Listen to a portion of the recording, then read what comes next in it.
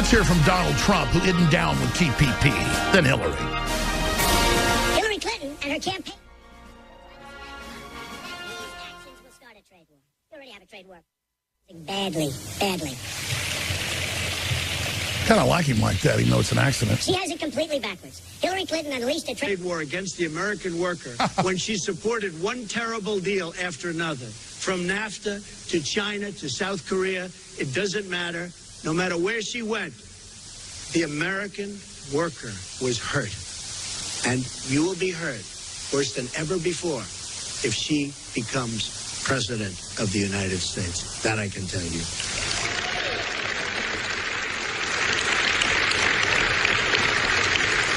A Trump administration will end that war by getting a fair deal for the American people and the American worker. The era of economic surrender will finally be over. It'll be over. May I just put this on a loop, just personally at home? I can't guarantee it because after me, they'll probably start doing it again. But we will have they four say plants and maybe grow faster and better great, when they just great, play Donald great Trump. Productive years, and we'll never go back, and we'll make sure better than we never go back. Plants have higher yields. And cornfields are now starting to play Donald Trump. I'm being sarcastic for the New York Times. Thank you. Thank you very much. Well, actually, plants do grow faster when you let them listen to Donald Trump. Thank you very much, everybody. I appreciate it. Probably is true. A new era of prosperity will finally begin. America will be independent once more. Independent once more. Wow. Doesn't that sound great? Not run by foreign megabanks? That's racist. Under a Trump presidency, the American worker will finally have a president who will protect them and fight for them. By the way, folks, we don't normally carry a lot of Trump speeches because they were actually getting on the news. We will stand up to trade cheating. Now they're never playing them, so we're going to start playing large portions every day. We will stand up to trade cheating. I'm going to withdraw the United States from the Trans-Pacific Partnership. We got to elect him. Look at which that hair. has not yet been ratified. You need to paint Trump at the Sistine Chapel. The Trans-Pacific Partnership is another disaster, done and pushed by special interests. I'm not always gay, but when I am, it's for Donald Trump. Rape our country. Just a continuing rape of our country. That's what it is, too. It's a harsh word. It's a rape of our country. This is done by wealthy people that want to take advantage of us and that want to sign another partnership. So, this is so key. Hillary Clinton, not so long ago, said this is the gold standard of trade pacts, the gold standard. And she's down and saying this is the gold standard. In fact, I saw it on television this morning. You down with the TPP? Gold standard. Then when I got involved and I started pointing out all the flaws, especially the fact that monetary manipulation, currency manipulation, which is a primary tool that other countries use, especially China, to destroy our companies and to take our business, okay? It's not properly addressed and practically not even discussed at all. And he's forcing it in. So it's fair to say that our economies are entwined, and we need to keep upping our game. Hillary made me both gay. Bilaterally and with partners across the region through agreements like the Trans-Pacific Partnership, or TPP. Australia is a critical partner. This TPP sets the gold standard in trade agreements. The gold standard in secret rip-offs for criminals like you. Fair trade, the kind of environment that has the rule of law and a level playing field. The rule of law. And when negotiated, this agreement will cover 40% of the world's total trade. It'll be a delicious screw job on the West. Strong protections and exploit third world peoples to levels never before seen. I'm translating live for you. I have a, like in Star Trek, I can decipher the alien language for you and actually give you what they're really saying and meaning. We'll be back, folks. I'll stop with the satire, but I've got to have some gallows humor up front at the start of the broadcast because this is going to be a big one. By the way, if you ask for brownies on the menu, you will have the police called on you. Saying the word brownie is now racist. The police have been called. They have responded in Philly. Stay with us. You cannot make this up. I'm Alex Jones. InfoWars. Obama has come out in a statement and badmouthed populist movements in the United States and Europe. And that just made me think of Sunday, the German president coming out and saying the elites are not the problem, the populations are the problem. And then that made me think of one of the top people at the Council on Foreign Relations that was established in 1922 at Pratt House, New York, openly by British intelligence to establish an intelligence agency under a National Security Act that would create a silent dictatorship over the United States. That was effected finally in their main mission in 1947 with the National Security Act and the establishment of the Central Intelligence Agency. Merging that with the 1913 Private Federal Reserve, they had a secret shadow government and the control of currency and credit. The British Empire had reconquered the United States. The victory of the 1780s had been reversed. But let's be clear, that's not the British people that are our enemy. It was the British imperial shadow government model of Cecil Rhodes deployed and adopted here. It was more of a merger of the British Empire into the United States, but the same management techniques, and then now a merger with the European system and their oligarchs to establish a eugenics-based world government. And that's why we have, if you're a TV viewer, look at the arrogance of this person's face and just this classic look. So many of these billionaires and elitists are inbred. They are mentally ill. They have a lot of genetic problems. I don't care if they're Jewish in background, German in background, Chinese in background, Japanese in background, Russian in background, Spanish in background. Their eyes normally don't point the same directions. It's just that's seen as a sign of elitism in England. If one eye points another direction. And I'm not being mean to folks that have that genetic disorder from interbreeding. The Gypsies have that. The Romanovs have that a lot too. But you're like, I have a lazy eye there. That's seen as if you have a lazy eye, you're in the best, private clubs. If you're wearing a tuxedo and got a lazy eye and like,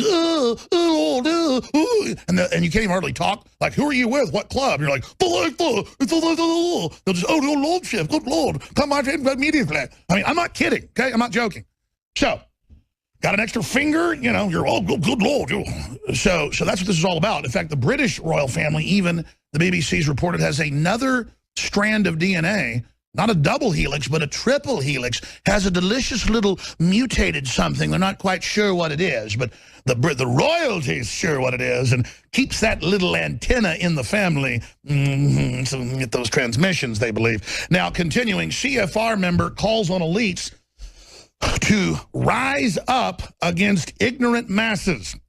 Wealthy heir to the Bloomingdale's chain sneers as populist voters who cherish values and tradition. And notice his eyes do not point the same direction. He's in the club. The psycho interbred nutcase club. It doesn't mean everybody whose eyes point different directions is like that. Okay, it can be from damage or car wrecks or whatever, but with these guys, it's all the same. I call it the little twinkle of El Diablo. Look at Zuckerberg. Everybody has the little twinkle of El Diablo. Continuing, in a column for Foreign Policy magazine, where they openly announce world government, how they're chemtrailing us and everything, how they run Al-Qaeda, they just write it like we're total idiots and just it doesn't even matter, because criminals always brag. But they tell you it's a greater good, and they're so intellectual, they understand the end justifies the means. In a column for Foreign Policy, I meant to cover this 3 days ago, I'm covering it now because it ties into everything. In a column for Foreign Policy magazine, Council on Foreign Relations member James Traub argues that the elite need to rise up, these are quotes, against the mindlessly angry, ignorant masses in order to prevent globalization from being derailed by the populist revolt that has led to the Brexit and the rise of DJT, or the centipede. That's one of Trump's nicknames that I'm most fond of on the internet. And then we, those that support Trump, are known as baby centipedes. I've coined the term Trumpkins, is what I prefer. My children are Trumpkins. I'm not really a Trumpkin. But continuing, citing, here, let me read in a fake Atlantic elitist accent that was affected by the 20s when British intelligence made it popular in early talkies when those first came out, so that you could really show you were in the in club.